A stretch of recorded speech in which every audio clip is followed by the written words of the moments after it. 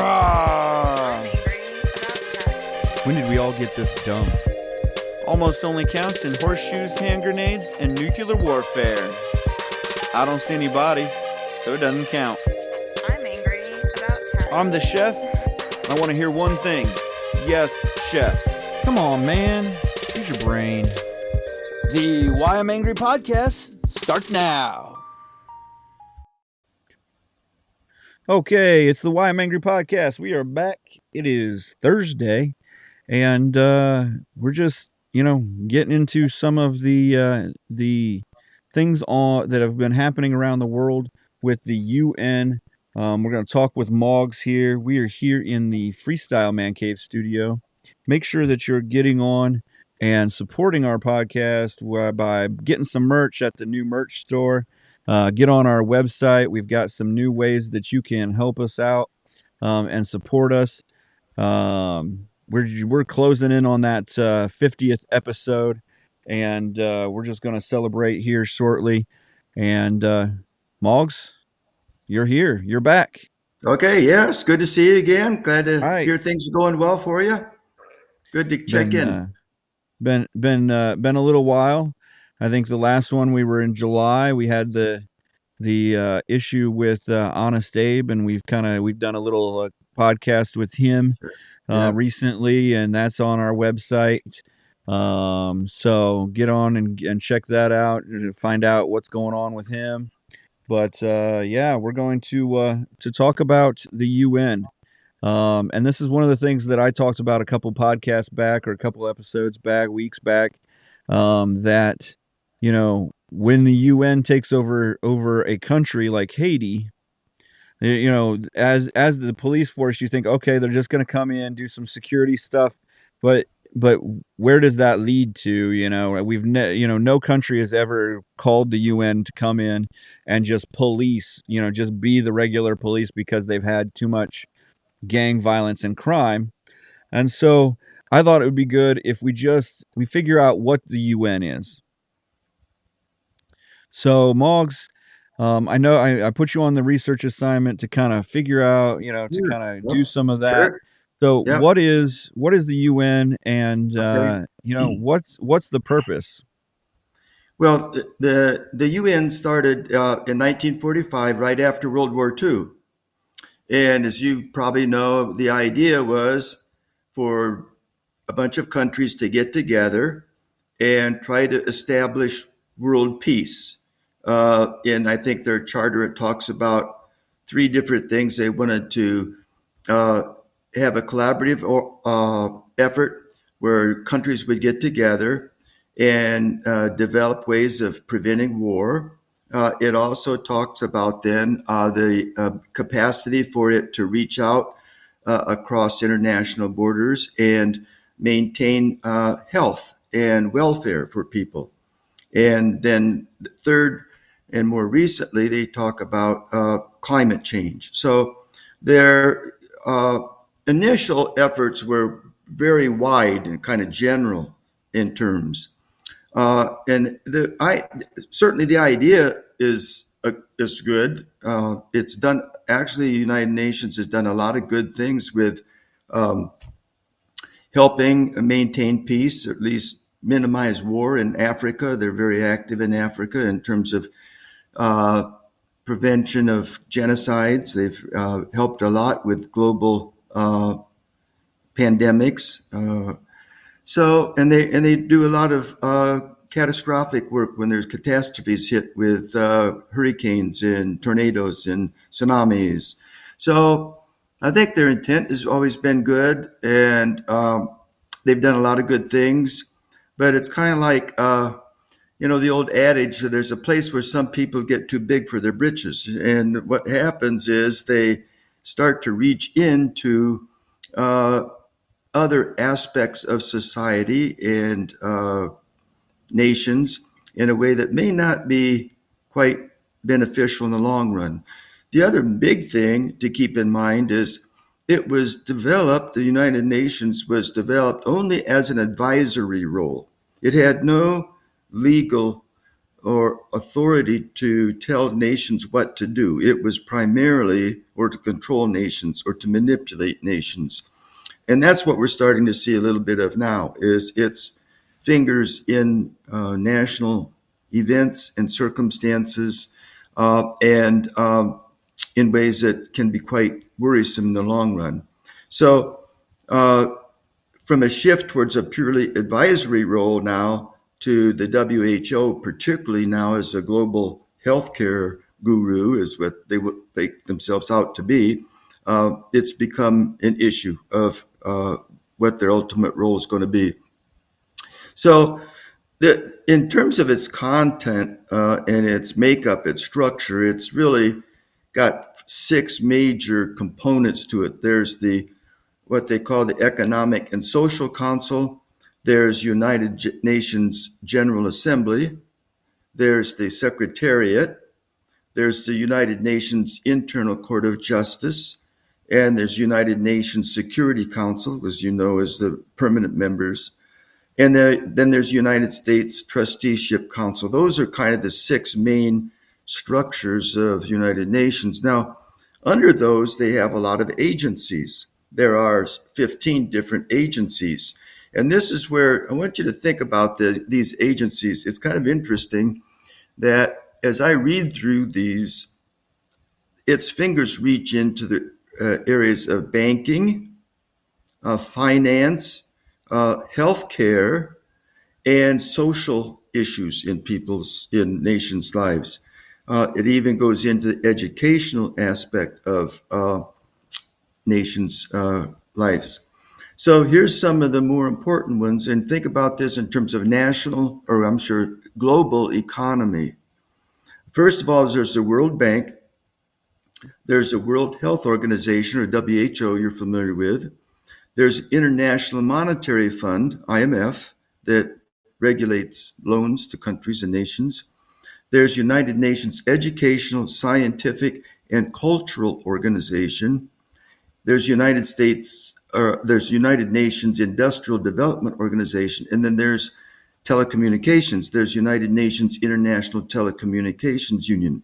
So it's got links, at least, to telecommunications, education and culture, finance, and healthcare. So in this umbrella, we've got the makeups of a huge organization that can affect a lot of different countries if it's allowed to make that transition from advisory role to one of an authority. And that's where the WHO comes in, is the WHO now wants to be the authority of healthcare over the globe. And keep in mind that the mindset of United Nations is one of a global picture. They are not particularly interested in one specific nation's well-being.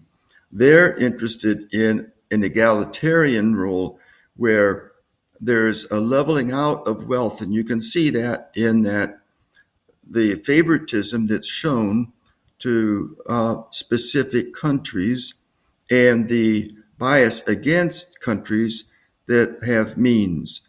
Their whole role, my sense is at least, is to level out the playing field. They have a global egalitarian perspective, and in order to accomplish those goals, they need to be able to manage and manipulate countries. Now, how do we go about doing that? Well,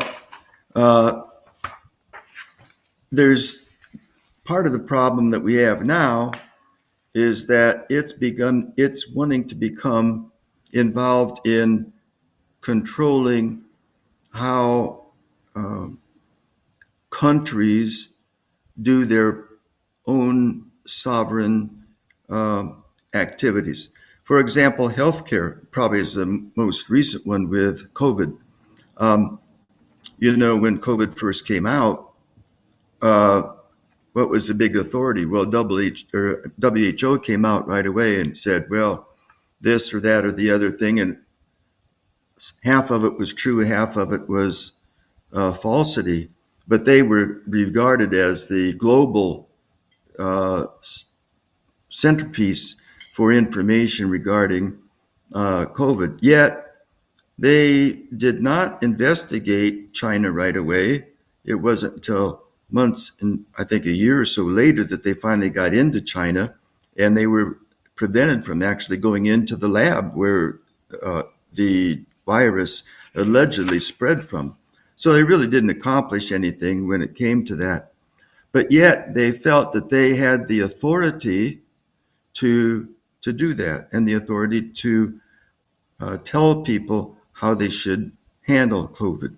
So that's just one example of how their reach now is trying to become more, how do you say it, more invasive, more, I guess, invasive More and widespread, pervasive. yeah, invasive, Yeah. yeah. So do you have a sense of that at all, Aaron, or not?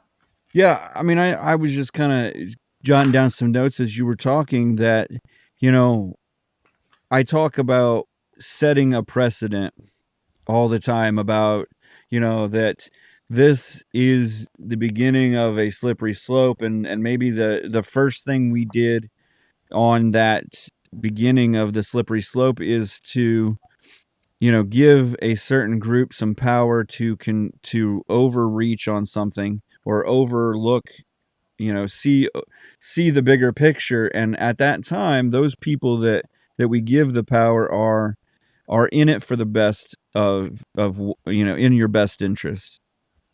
But Yeah. we've gone, like, the UN, like you said, was created to be a coming together of nations where you could, air your grievances about another country, and you could get some arbitration before you go to war with that country or whatever, with the council of other countries.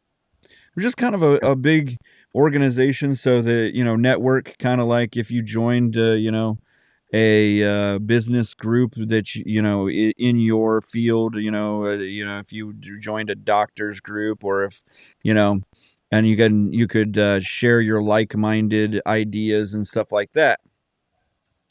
And then we had war.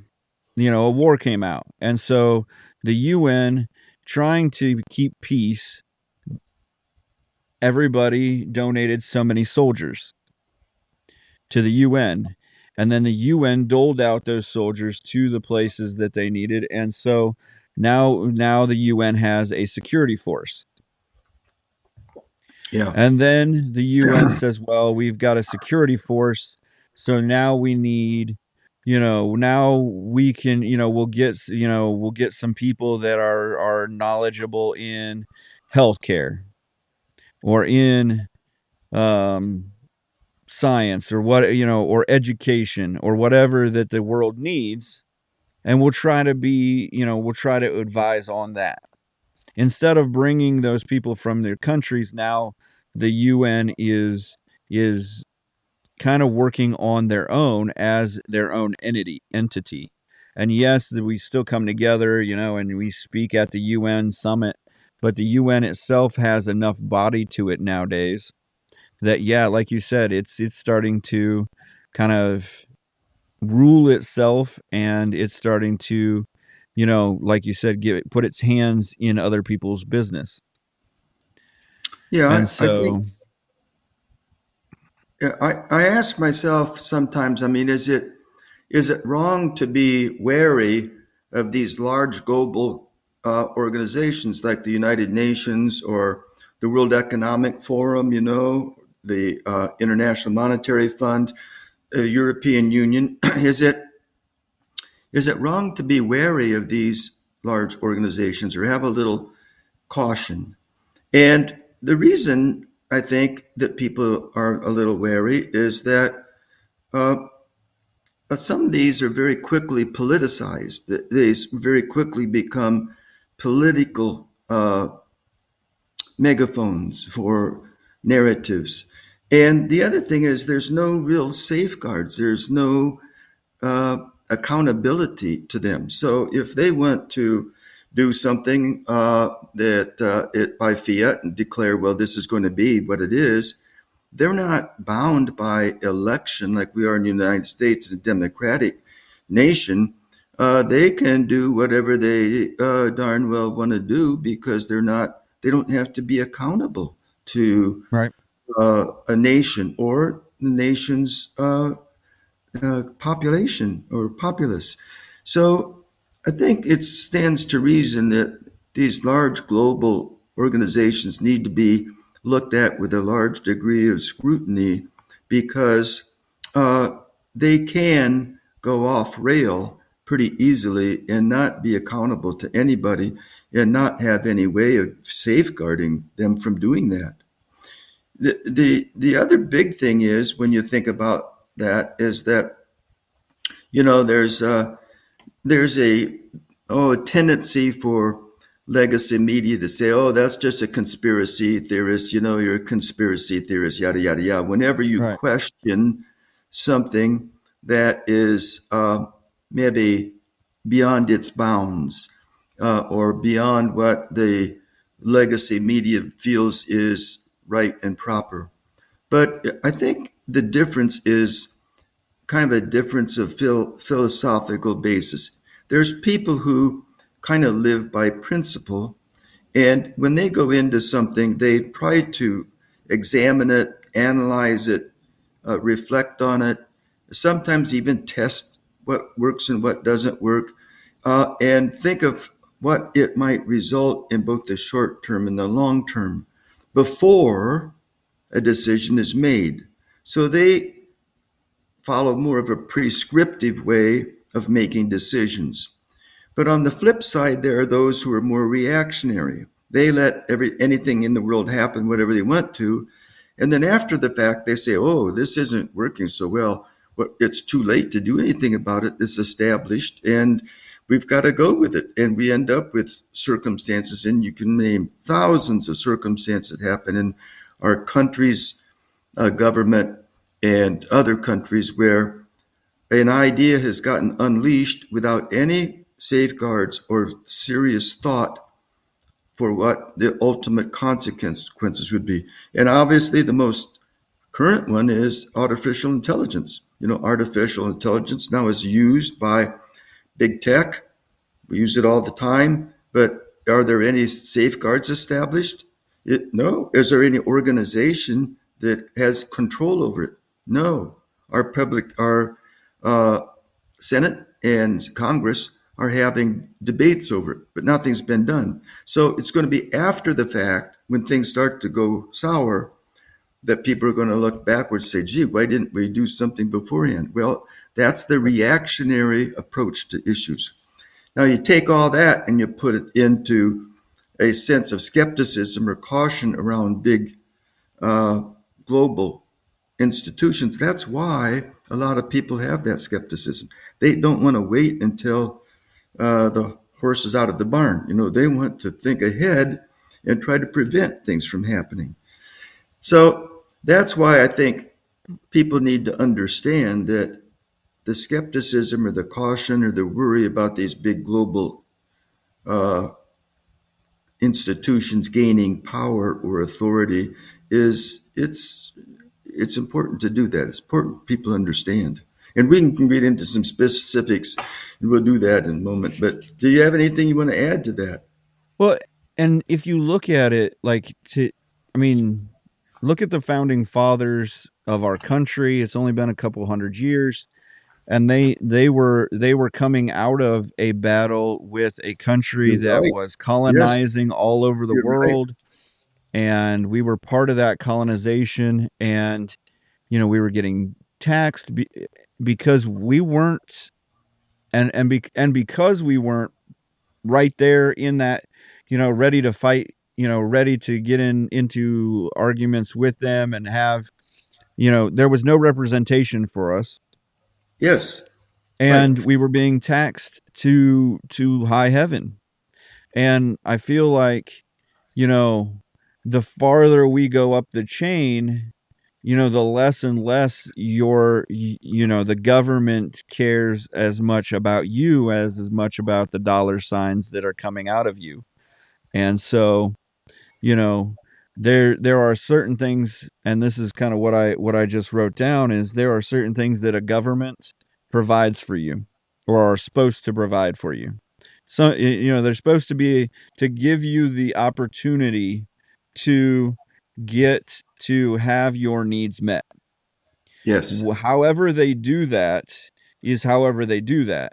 So a country like the US, when we first started out as the United States, as a free nation, we provided a sense of security.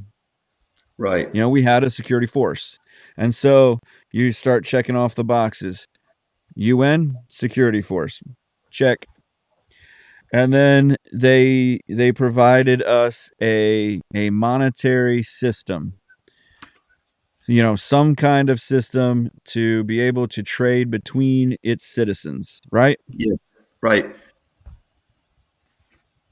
Now the UN has a financial arm to it, the international Monetary fund, monetary fund, yeah. And World Bank. so we check that box off. And Mhm. then and now that we're in modern times, we have um the infrastructure. We have energy, we have you know roads and things like that. So they now are dealing with energy and the environment and the new Green Deal or new whatever you want to call it. Yeah. And so we've got that. And now some people think, oh well, healthcare is nice to have too, and so now they have healthcare. The the UN is a government in all intents and purposes. Yeah. There, I You're mean, right. You're if right. you want to follow if you want to follow it, it may not govern all of the countries, but it has the power to govern all countries at this point. Yeah. Yeah. It So very easily could. Yeah. if we're not looking at it with some skepticism, then we're not looking at it. That's just we're not. If you're a person in the world and you don't see that there are some forces for good and some forces for bad, and there are some forces that are almost getting to the point of too big to you know to be rulable. Right. Yeah. This could be one of them. I mean, if you were worried about the US, this is on a scale that's 120 Right. times the US because of the 100 and some nations that are part of it. Yeah. You're right. You raised two really good points that I want to just go back to a little bit.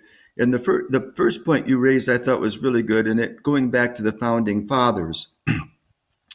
One of the biggest arguments between the colonialists or the patriots was how big the government should be. There were the Right. Federalists and there were anti-Federalists, and the Federalists believed in a large, overriding federal government, and the anti-Federalists argued that they were worried about the too much power being concentrated. They just come, like you said, they've just come from England because King George III or whoever was too powerful. They didn't have freedoms.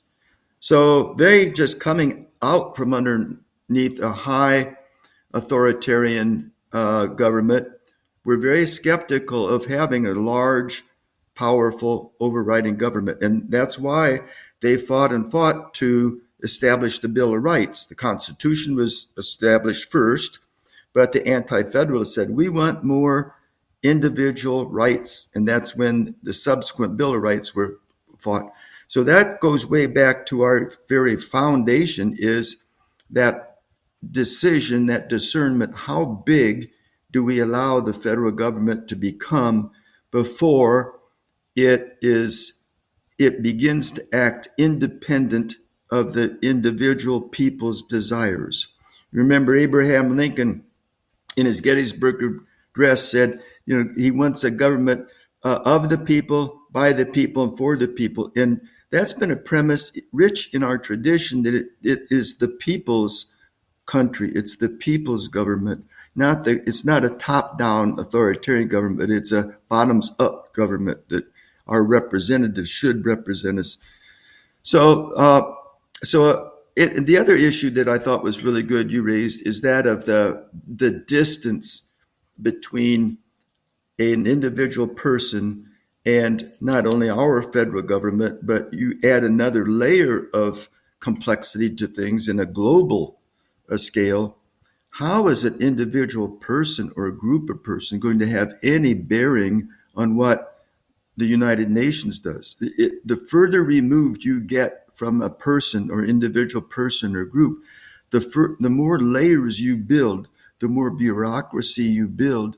There's no way in God's blue heaven you're going to have any effect on what the elitists of a large global population are going to do. So you lose all sense of control or safeguards or safety when you get large organizations making decisions independent of what their populace desires. So that Right. extra layer I thought was really a good point you brought out, because the further removed organizations are from individual people, the less control and less accountability they have. Well, and that's one thing actually. I mean, just to like really, hammer that point home is in my little town, we are actually dealing with a major issue with the school board. We have 2 or 3 members on the school board that are just that fight against each other, and that are just abstinent about doing anything. Like the fighting just does nothing. And Uh-huh. at this level, once that's done, you can just basically say, okay, well, we'll vote you out next year. And so, or every 2 years, whatever their actual term is. And that's quick and easy. And so the farther you go up that chain, the less you know about those people, the less they know about you, Exactly the right. more That's people really it true. takes to get Yes. together. And so at the state level, we had a special election um, for the an amendment to our Constitution that would create a supermajority. To change the Oh, Constitution, you need the supermajority, the 60% of okay. votes. And so, and I had people on both sides from all walks of life. They're like, well, but the abortion rights people are going to come in and change the law. They can get the money to. And I said, and so we got to get to the supermajority because it's harder to get to that. They said, but I don't want the government to be hard to change. I want it to be that point where, like, if we make a bad decision, let's run that bad decision back. I don't want it to be 50 years on Roe versus Wade. Yeah. It took Yeah. 50 years to run Yeah. a bad decision back. Right. And so on this, if the state makes a terrible decision and we do end up voting for this issue 1 that's coming up, that gives women the right to abortions in the state of Ohio, and allows, and it takes away a lot of the parental rights for transitioning kids and stuff like that, Mm-hmm. then I want it to be easy as they took to get it there, as easy to roll it back. Yeah. That's So really, yeah. So I was That, kind I was kind of in, a lot of people were like, "Oh, but this way it's," and I said, "Nah, nah, let's keep the government movable." It's been 175 years, I think, with the state of Ohio. It's worked for us for this long. Let's keep it movable. Let's keep things going. yeah. So, That's and that your point is really should be emphasized, because once laws are made anymore, it's hard to change them. So your point is we need to keep the government flexible enough that they respond to the people's wishes, and with that's right. we yeah, and we've forgotten that. And honestly, going up the level, the government used to be accessible. Yeah. Some dude from Ohio got on a train, rode around the country on a train, and every stop he did, he made a speech and he got elected president.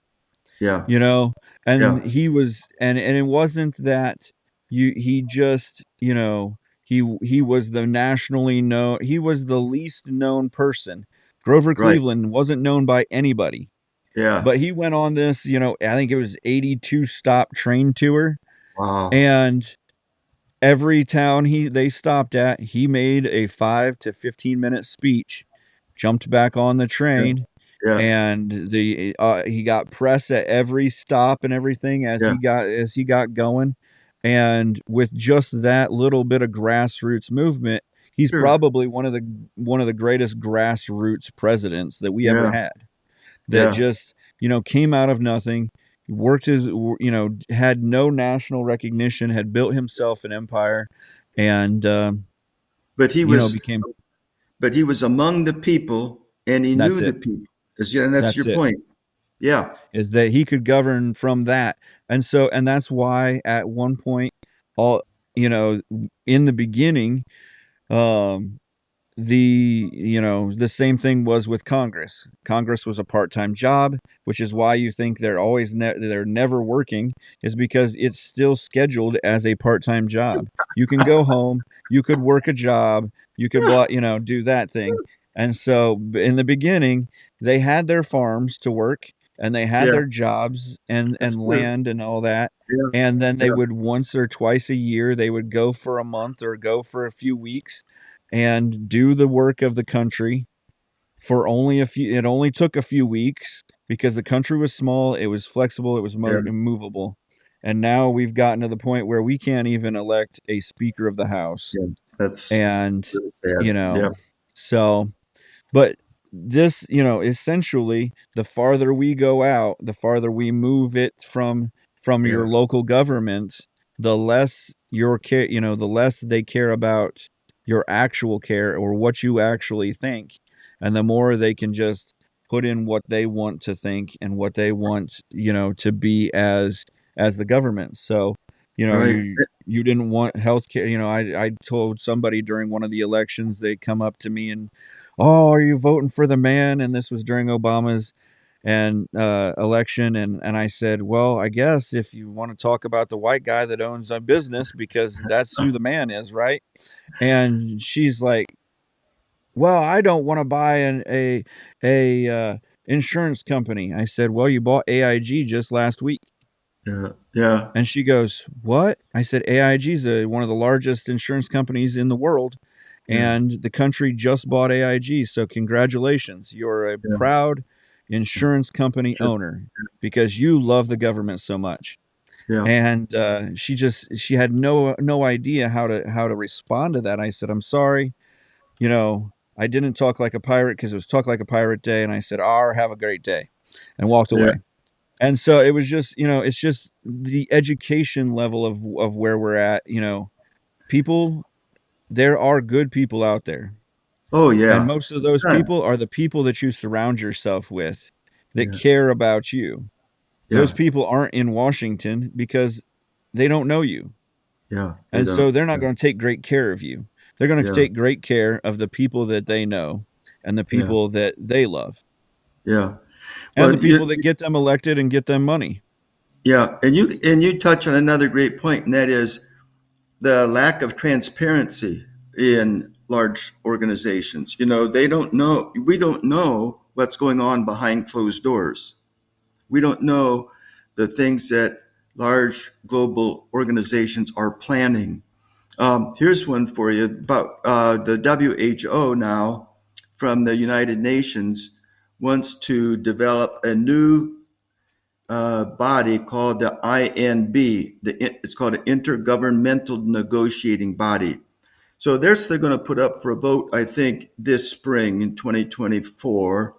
And the purpose of this is quote, to act upon potential rather than actual emergencies. So they can say, well, we think this might happen. They can act on whatever they think or whatever they construe might happen, and allow the Director General of the WHO control over the production of medication that may be allotted as he or she deems fit. So they are now developing uh, authoritarian position, a body within the NHO that can act uh, even on suspicions of a pandemic. And that, in my way of thinking, that means they can do whatever they want to, whenever they want to, and say, we're worried about this. And also, then they have the control over the production of medication that may be allotted or allocated as he or she, the general director, seems fit. So now you're placing control within a body unelected by anybody else within the WHO, and they're not even publicizing this. People don't know about this. They're not being transparent about this. They're not asking for public discussion of this. This is something behind closed doors that is not being transmitted or expressed to other people. So it's those kinds of things. If we allow those, and it's like you mentioned before, it's a slippery slope. Once this gets started, then there's going to be another action. Now, I mean, here, stop, think about this. The Paris Climate Accord that was signed years ago. Well, that is an offshoot of the United Nations initiative. Those individuals who signed that signed legally binding agreements. So why are we signing legally binding agreements with a large global initiative that we did not vote about? We didn't vote for it. We don't. Why should a sovereign nation for something like that? Voluntary, fine. I mean, if you want to have a voluntary agreement, that's fine, and that's the way things should be. But to make it legally binding and then give another organization the control over that seems to me a little short-sighted. So those are two examples, and we haven't even got into digital passports and digital currency yet, but those are even more onerous, where the WHO now wants to follow up with what the European Union does in terms of having a health passport. You have to have your certain number of vaccinations to COVID on a card, includes your driver's license and some other medical information to transfer or move between country to country or into the EU. And that's going to be monitored by what? AI. So artificial intelligence is going to monitor who has these passports, who doesn't have these passports, who can move freely, and who can't move freely. So now we've got a means for a large organization to manipulate how people can move freely between countries and within countries. Can't go into certain restaurants, if you don't have that. So you move that and you think, well, that's just one little silly example. Well, China does this now all the time. They have digital currency now that monitors people's use, and they're rated by whether they're government friendly or government against the government, I should say. So this whole idea of passports and labeling people and monitoring people, which would be very easy to do in the world of AI, is soon to be the case. And you add artificial intelligence to the financial industry and digital currency, then they will be able to track every transaction you make, how you invest your money, and then be able to, with AI, incentivize you or disincentivize you to spend money on this or that according to what the government's or the global organization's narrative is. So that's why I think it's important to be a little skeptical. We need to watch these things and monitor these things and be involved in these things. And that's why I like what you're doing with your podcast, is that you're trying to educate people to what's going on in the world and to encourage people to think about those things more. They're serious things. Yeah, and a lot of the things that you're talking about have serious implications and have changed even in since we've talked before. I mean, we talked about, the digital currency. And at that time, China was just using the digital currency for industrial, monitoring and stuff, making Right. sure they paid their taxes and that. Right. And Right. Those that was parts. it, right? I mean, Yeah. that Right. was their shtick on it, is Yep. that we're just going to use it to pay the taxes. And now, as you've said, they're monitoring everybody's purchases and giving them a score based on your purchases. And you don't think they're going to do that in a second if you're on a health passport, if you're a smoker, if choose Sure. to drink, if Right. anything that would be detrimental, they and that's what I said. When they don't know you, you become a dollar sign. Right. So Yeah. if you're a dollar sign that detracts from their dollar signs, then they're going to search out ways to lessen your detraction, or they're going to search out ways to delete your subtraction. You take that however you feel, whether that deletion is, they're trying to get you into a different system or get you to be no longer part of the system. That's the conspiracy theory, I'm sure. But if you look at it at face value, that if you bring this back to the analogy of, you know we pay an electric bill, and every month you're going to pay something. Right. That's just bottom line. But I can lower the bill by turning off a light, by lowering my thermostat down 2 to 5 degrees, and so I'm now I'm now taking away things that I would normally just do willy-nilly, because it now cost me something. So Hmm. if you cost somebody something, they're going to lessen that ability for you to cost them. Yeah. I mean, Yeah. and it's not, it's not a mean thing, but that's just human nature, is Yeah. that we're going to keep us alive before we, put the mask on our child on Yeah. an airplane. Keep yourself alive, because you Yeah. can't then affect the good. You don't can't control what's going on if you're dead. Yeah. You know, Yeah. that's the deal. Yeah. I just don't think that people have thought through governments thought through this whole idea of passports and monitoring and collecting data on people.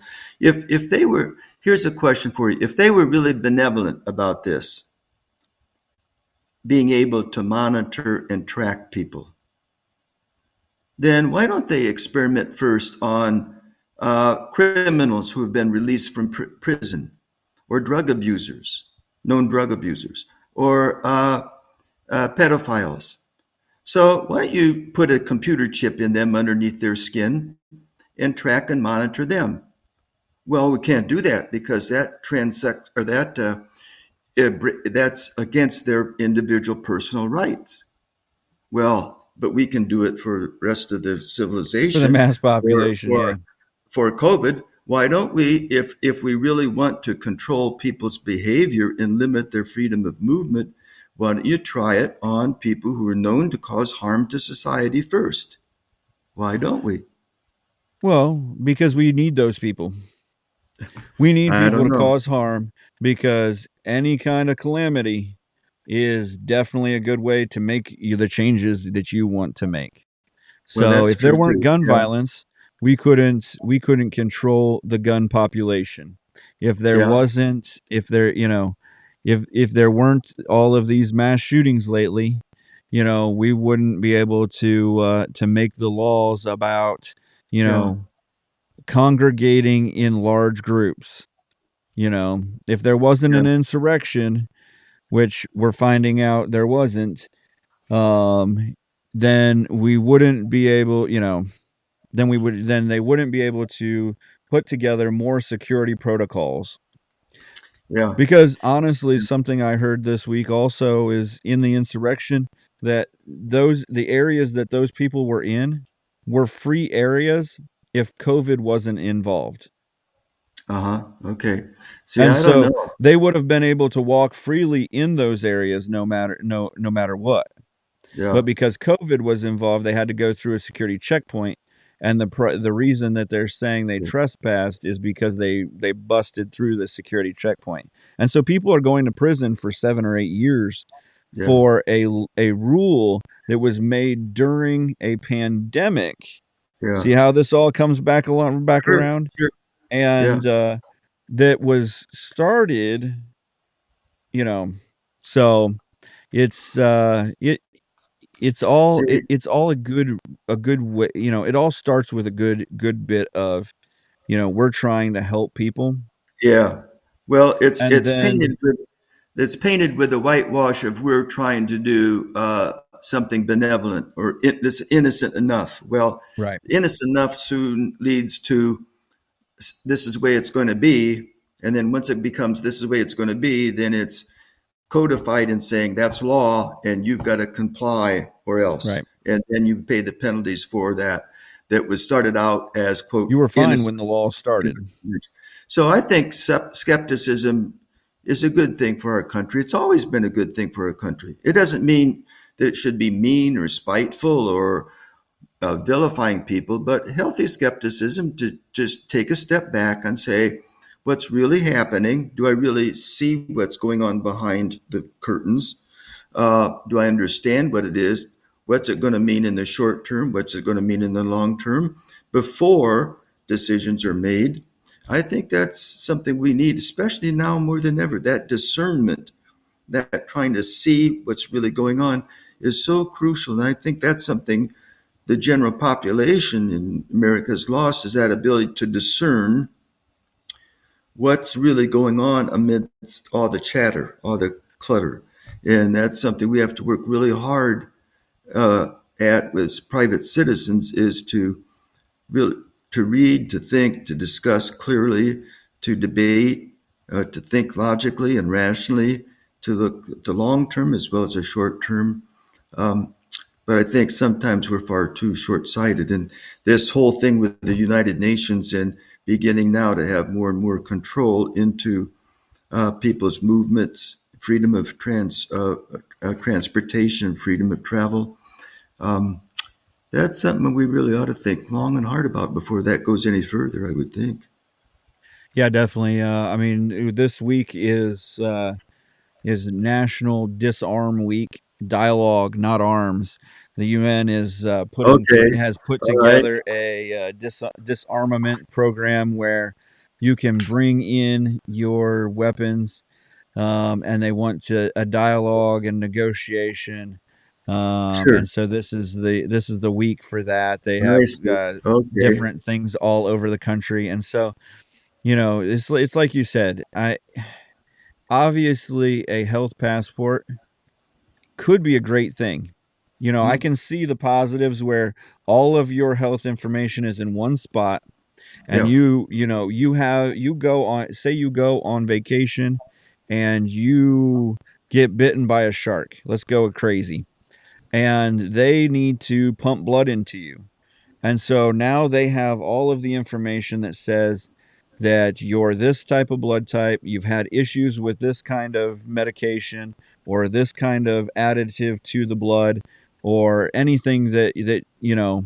And so then they can provide you the best case scenario, the best care based on your actual individual health needs. And that's the good part. That's the thing that would be great about it is if Right. all of your health, because it is kind of discerning sometimes. Like, Honest Abe was in an accident, and you know, if he went to a hospital that was not in his group, then his medical information then has to, it took almost a day for him to get his medical information to the hospital. Hmm. And so, unless he's conscious, which he wasn't most of the time, um, his fiance or somebody that knows him well enough needs to be there to give the doctor his medical information. And other than his fiance is a nurse, which is lucky, um, most people wouldn't have a support to do that. So this would be great. But the problem is in the short term already they're not allowing you to, they're using it as a weapon to not allow you to move across the country, not allow you to go to certain places. You even said certain restaurants won't let you in Hmm. if you don't have the card or the passport saying that you've gotten all your vaccinations. I mean, when did we become a nation that or a people that is okay with you do this or you don't do anything? I mean, we didn't allow it with you, the color of your skin, and now we're, and now we're not allow, now we're allowing it with something that you menially put in your body. Hmm. Yeah. And yeah, you can say all of the, you're protecting the grandpas or the if you want to protect them, stay at home, don't come out, don't think, don't talk to us anymore, don't vote, don't help us out, just stay and protect yourself and don't participate in the world. Hmm. Yeah. That would just help us out a lot more. If you're not going to think for yourself, just stay in your own little space, ball yourself in your basement and just, you know, until the end, just stay there and don't don't involve yourself in the world. But Yeah. like you said also, and this is just continuing on the rant, I guess, but one thing you said also about the forefathers and wanting the smaller, they wanted a smaller government. They a lot of, most Yeah. of them were into Yeah. that. And their biggest reason why is because they were worried about an educated public. Hmm. They were worried that the public didn't have enough time at that time to read the paper. A lot of Right. them weren't educated in the ability to read, and so they didn't know what was going on in the Hmm. nation or in the local area even. And so they worried about an educated public. Now we have all of the resources like sitting right in our Yeah. hand at any time of the day, and you still like we're still not in, I mean, you're seeing the videos of kids just, you know who's the Secretary of State, Yeah. who's this, and Yeah. they're like, who who was Thomas Yeah. Jefferson? Oh, he Yeah. was the 32nd president. What? you know We're still on. What you're saying is we're still uneducated. we're still an uneducated populace, and we've even talked about, we we talked Yeah. about this like 3 weeks ago on the voting side of things, is like, you know have we educated ourselves enough to even like vote for certain things Yeah. or for Yeah. certain people? Because we said, it's sad that you think, the person you think is the best for the job is not the person you think can get elected for the job. That's true. Yeah. That's a And sad situation. yeah, it's a sad situation because Yeah. you should, if you were the best for the job, you should be able to get your voice out there. There should be Right. a mechanism, Yeah. which the Republican Party is supposed to be that mechanism, Yeah. to get your voice out there as the best candidate and Yeah. get you out there and get you elected. But we can't even get together, Yeah. and I very, very loosely say we, because the more and more that I stand on this earth, the less and less I want to stand with the Republican Party or the Democratic Party, or I've even said that they're both funerals because there ain't parties anymore. There's nothing to cheer about. And so I've said, the more and more we do this, the less and less they can I mean, the Democrats in the House have voted completely together this whole time. Had we Yeah. just done that, Like, had Yeah. 25 people not gotten all up in their feelings about this guy took out our friend as the speaker. Yeah. It's It's a not lot of, about your friend. It's not yeah. about your family. It's about the country in general. And you've There's made just a us. lot of petty behavior. That's Yeah. it. So you would make a good libertarian, Aaron. I kind of lean We'll that have to way. do a Yes. podcast on libertarians sometime. The problem with the libertarians is we have even less money and even less organization. And because we don't want a giant organization Okay. or a lot of money, and so we don't get Okay. elected. But Okay. All right. Well, yes, that's why I said I okay. very, very loosely aligned myself in the Republican sector. Probably a little far right You for that, see, but you don't even have to carry that label, whether you're Democrat or Republican. You can just be a conservative, an right. independent conservative that believes in values and principles, and leave it at that. See, And that's it. that's it probably. That's it. Yeah, Yeah. yeah, yeah. Good. Individual free thinkers. We've been trying Yes. to Right. we've Right. been putting on, with the new website and the new pages, we're cultivating a society of individual free thinkers. Good. Good. And that's what we need. That's what we need. Yep. So good. So I guess, I mean, this pretty much has summed up. Do you have anything else on the UN that No, not too much. I'll just throw out this out there just for people's information, just to give you a flavor for the UN. You know, the UN has the Human Rights Council. Well, just so you know how that works, there's 47 countries in the Human Rights Council. Now, have you Okay. ever sat on a committee that's more than 4 or 5 that ever gets anything done? No, 47 people. And not to make it, just to add the frosting to the cake here, they recently elected both Cuba and China to the Human Rights Council, both of which Oh, that have seems. terrible human rights history. And so that I just throw that out there. Not that we need to chat about it, but it's just for people's information about how the well or unwell the United Nations functions and why it functions not always to the benefit of freedom and liberty. So And I just toss that out there. You can wrap it up. yeah, definitely. It's and it's not there's no, like, yes, there's some votes on it and stuff like that. Some countries vote and things on certain things.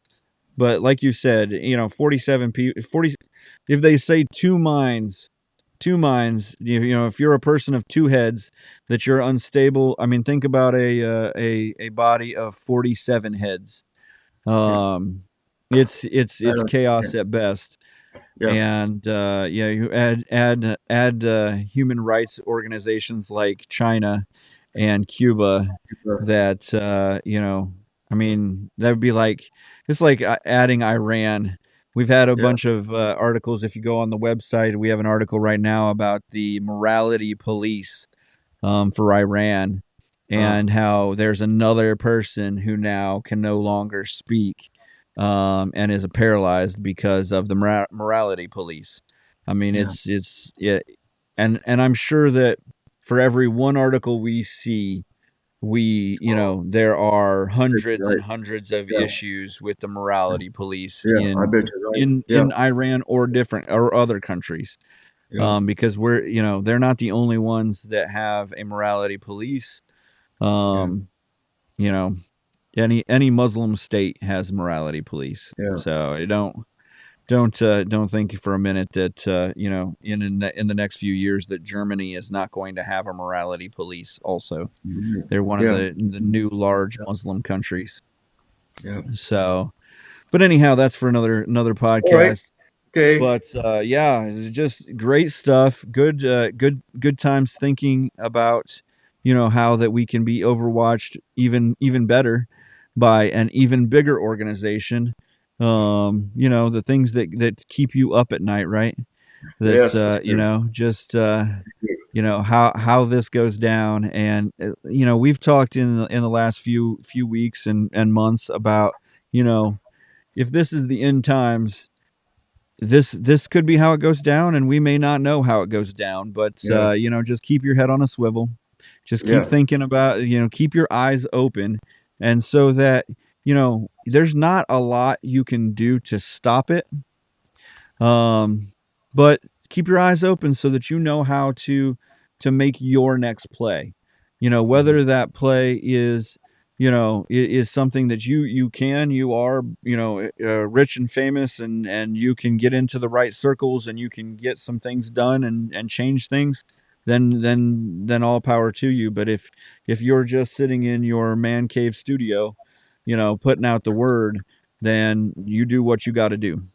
Yeah. And just make sure you keep your eyes open to that. So again, check out our website. Help us out. We need some funding. We need some help. We need support. Even if that's just getting on and listening to the podcast from time to time, that definitely helps. But get on there and keep going. Remember to follow, like, and share the Why I'm Angry podcast across all social media platforms and anywhere you get your podcast. The Why I'm Angry podcast ends now.